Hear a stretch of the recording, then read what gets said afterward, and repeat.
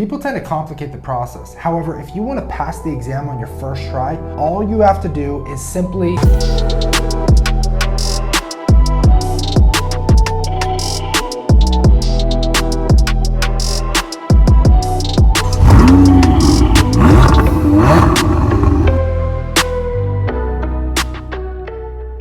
What is up, you guys, and welcome back to my channel. Unless you are new here, my name is Matt, and to my left I have a very special guest who's also my brother Adam. It's been a while since Adam has been on the show. We did an interview a few months ago, right? Yeah. Do you remember that? Yeah. So we are going to be diving in, and Adam, tell us what we're going to be talking about today. Yeah, so we're going to be talking about pretty much 5 things, 5 tips or strategies or whatever you want to call them, 5 tactics that I wish I would have known about when I was first taking the exam. I was able to put these into practice over time as I was getting ready for it. However, if someone could just hand me a blueprint on how to pass the exam on my first try, this is exactly what I would do. Exactly, and Adam is actually one of the people that has passed the real estate exam in his first try, and there was a lot of trial and error. He basically over-prepared for it, and in this video we're going to break it down and give you guys a blueprint, or pretty much in his opinion, the main blueprint that you need to study that's going to get you passed on the first try. Right. So we're going to jump into these right away. We got 5 tactics that we're going to give you guys. So Adam, what's the first thing you do? So once you've decided, okay, I'm going to become a realtor, before you can even apply to take the exam, you have to complete 3 college level courses. Now, depending on what state you're in, I know for California, they will do 2 mandatory courses and then you get to pick the 3rd. It's all really based off of what you think is going to be of most value to you in your real estate career. For me, I did finance because I'm a big numbers guy. So once you complete those 3 courses, you then send them into your real estate office and then go from there. So as far as the courses go, for the people out there that haven't taken any maybe online courses, does it have to be, upper division? Does it have to be at a 4-year? Does it matter where you go to school? So that's a great question, and I'm glad you actually bring it up, because a lot of people think that you need a college degree to get your license in real estate, but you don't. At least in California, I'm not sure how it varies through states, but from what I've heard, college degree is not an essential or mandatory to get your license. So as far as those courses go, they're not actually college courses.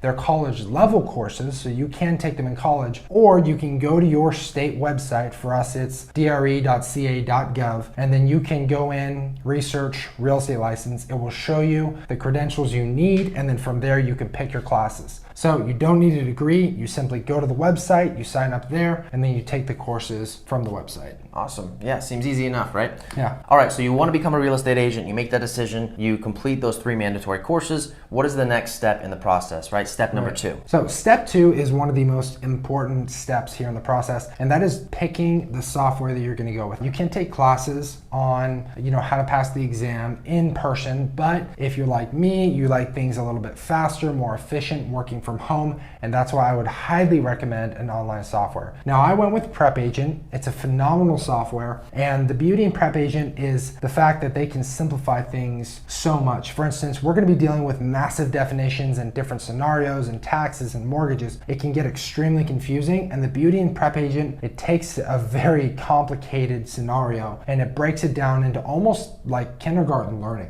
which really allowed me to memorize and remember on test day. So how long did you research softwares before you actually went with Prep Agent? Right. And does Prep Agent cost money for the people that are wondering about it? Yes. So actually, thankfully, I saved some time. I did buy Real Estate Express, which cost me like $110 for the year. Thankfully, I was able to get my money back because... And you don't recommend that? I mean, it depends. I would say Prep Agent's a better move if you want things a little bit more simplified, but if you like a more elaborate explanation of some of these scenarios and definitions, then maybe Real Estate Express is for you. However, if you're like me, you like it simple, easy, and even kind of fun, Prep Agent's gonna be a go-to. Now, that was recommended to me by another agent who had just recently passed the exam, so it obviously proved to work, and it costs $60 for the year. I know that the prices change, sometimes there's promos, but I'm telling you right now, it is well worth it. Right, and did that agent that just got their license, did he or her actually pass in the first try? Yeah, absolutely. Okay, so it's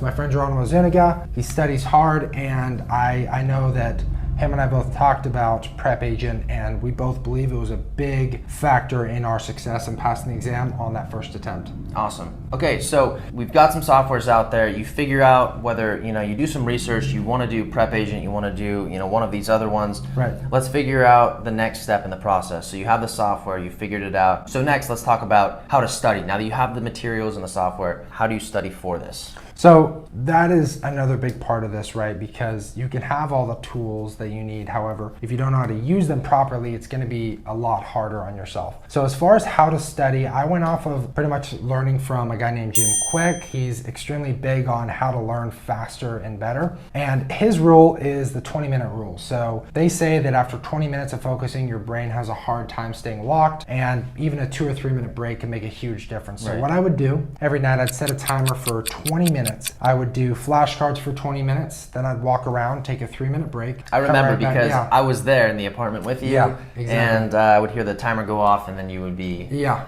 standing up and walking around. So yeah, as far as how to study, do 3 20-minute segments each night. So that's an hour a night, and do this for at least 3 weeks. 20 on and then 20 off? No, 20 on and then a 2 or 3 minute break. Like that short period of time is going to make a big difference. So use that 20-minute rule, and also remember to change up how you're learning. Don't just do the same practice exam over and over again. Some nights do an hour of flashcards. Other nights do an hour of the video explanations. And then at the end of the week, start dipping your toes in the test exams, which played a huge role in getting me comfortable for the exam. Awesome. Yeah, so there you have it. We got the software. We figured out how to study, those little breaks in between a 20-minute segment. I mean, I definitely did that in college and high school. Yeah. It wasn't necessarily, brought to my attention that was that important until you started actually doing it on the real estate exam and practicing for it. Yeah. Okay, so getting into number 4, which is what to do on test day and 24 hours prior. Obviously, there's going to be a lot going on there, but I kind of want to know, how long was it from the time you started studying to the time you took the test? So are you talking about on test day? Yeah, so test day from the time you started to test day. Months, weeks? I mean, to be honest with you, I had a couple of little mishaps here and there with my application, so I had a little bit more time. But I did that, 20-20-20 rule, an hour of studying each night for just over a month and a half. And to be honest, I was way over prepared.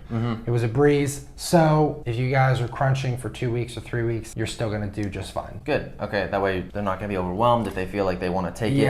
Or maybe they've already scheduled a date and they have software, now they need to study it. So being a collegiate athlete in the past has really affected my preparation in my life's events, and this being one of them. So I understand how important it is to get ready for a big event. So what I did was I really focused on 3 big things. Number 1 is getting plenty of sleep. Number 2 is making sure that I'm getting plenty of nutrients and vitamins. And then number 3, which is probably one of the biggest things here, is you have to understand when to close the book, when to turn off the computer and say, okay, I'm not going to study up until the minute. I mean, for me, I studied 20 minutes on the day of the test just to run over some questions, build up my confidence, and then go from there. So as far as on the day, make sure you get plenty of sleep, make sure you're eating healthy foods, take some time to meditate, and pump yourself up and say, okay, I've been studying for this, I'm ready to do it. Go in there and get that done. And I actually can't remember, but did you study up until, was it bedtime the night before, or did you kind of just take it easy that night before? Yeah, so the night before, I mean, I just stuck with the regimen. I'm a big process guy. Every night was an hour, and I think the night before I studied from 8 p.m. to 9 p.m. with those 20-minute segments, and then after that I just got plenty of sleep. So there's no need to crunch or do all-nighters. It does not work. I will tell you right now, I tried it in high school. I think we all did that in high school. Yeah. Okay, so number 5, Adam, we've talked about the preparation, we've talked about the software, we've talked about how to study. Number 5, how do you take the test? So what you told me before was the test is 3 hours and you have 150 multiple choice questions, right? Right. So how do you take the test, or how did you, and how would you recommend taking the test to everybody watching? Yeah, so I'll tell you this much. I took the test completely different than everyone else in there. You go in, it's this stuffy room. They usually put it in some sort of commercial building, and you have all these computers and everybody signs in. You walk in, take your seat, and then you have, like you said, 3 hours, 150 questions. Now, mind you, you can take as many breaks as you want as long as you complete the test in that time frame. So I went ahead and took advantage of this, and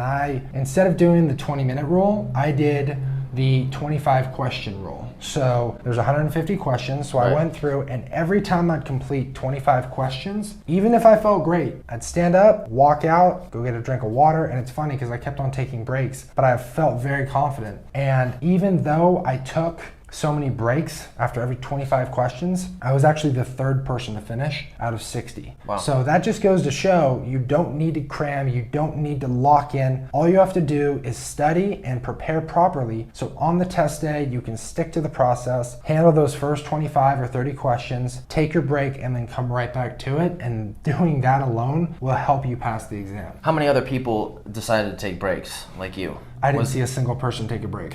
Everybody was just staying in there like the SATs. A lot of people, they get nervous, they in. freak out, you know, and they think, okay, I have to finish it. But for me, it was like, look, I've got 3 hours. You've even got a timer. I've got plenty of time. Yeah. I'm going to do my own thing. I'm going to stick to my process. How many options did you have in the multiple choice? Was it 4 options like A, B, C, and D? Yeah, 4 options. And another cool thing though is just remember, if you don't know the answer to a question, and this is all digital, at least the test format is, if you don't know the answer to a question, you can skip it. And then once you complete the test, it will drop you back into the file of all the questions you didn't answer. And then you just play the game of process of elimination. How many questions did you have at the very end that you kind of skipped over? 16. 16? Yeah, 16 And questions. did you just roll through? I mean, you know what's funny too, is on my second time reading them through, out of those 16, I'd say at least 9 or 10 of them, the answer came to me really quick. Really? So I just needed to like kind of break away. And you gotta remember too, when you're going through question after question, sometimes things can start to bog down your brain. So taking those breaks and everything that you don't know the answer right off the top of your head, putting them in that file and then doing it at the end is really gonna help you and increase the chances of passing. Also, one more thing that I know you told me after you got back and you completed the test, you told me that you had to skip a couple questions, and actually by doing that, pushing them to the end, you went through some questions that actually jogged your memory, and you're like, oh, I know the answer now. Yeah, because you would read through other questions and now you know that this is the answer to that question, right? Yeah, exactly. And I'm glad you brought that up because that's another big thing to think about. Remember, a lot of real estate jargon is repetitive. So a lot of these test questions on Prep Agent and on the test, a lot of them are going to sound very similar, but if you skip a question, you might go 4 or 5 questions more into the test, and then the answer to the question you skipped will come to you because you read it on a different question. Perfect. That just gives everybody an idea of it's okay to skip questions because you might think of the answer later, and it's going to pop up at the end since it's digital, right? Yeah. Okay, cool. So since you guys stayed to the end of the video, we have a bonus tip that we're going to throw in there, and Adam actually told me that this is very important. Yeah. And did you actually do this? Yes, I did, and I'm glad I did. So, bonus tip. Before you start this whole process, just remember, it's gonna take a while. The government takes a while because they have to process documents in the application. This is at least a 3 to 4 month process. In that time, take advantage of it, and when you're not studying or at your day job, go out, talk to different brokerages in your area. Talk to different, real estate agents in your area and see if you can find a mentor. So the day that you pass that exam and you get that golden slip of paper that says you can buy and sell homes with people, you're not going to be left empty-handed. You'll have someone to go to and immediately get on a course that's going to set you up for success. Right. That way you don't have to go and it's like, oh, I got my license now it's time to go find and I see that quite a bit. Brokerage, right? Exactly. Awesome. So I do want to thank you very much for sticking through this video. I want to thank Adam for being here. And if you guys haven't actually seen our last interview, I'm going to go ahead and link that video right there by Adam's head.